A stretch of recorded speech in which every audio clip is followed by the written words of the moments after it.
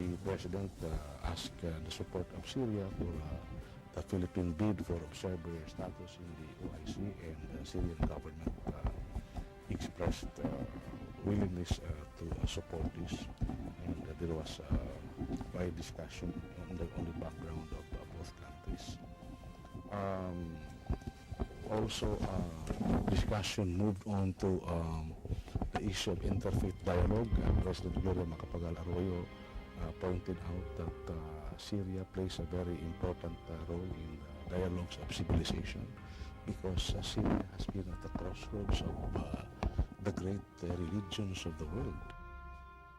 Nagkaroon din ng tinatawag na Four Eyes meeting sina Pangulong Arroyo at Al-Assad matapos ang pulong kasama ang kani-kanilang delegasyon. Sa pagkakataong ito, natalakay ng dalawang lider ang pagpirma sa 3 kasunduan na lalong magpapatibay sa relasyon ng Pilipinas at Syria. These are the one is the no visa agreement between and among Syrian and Philippine government and diplomatic officials.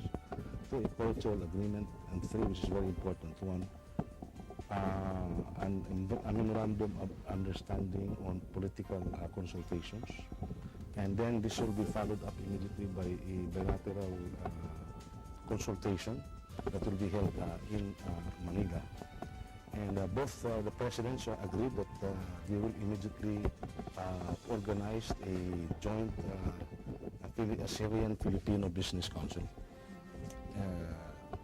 That will be the one. That will be the forum for moving on Philippine-Syrian economic relations.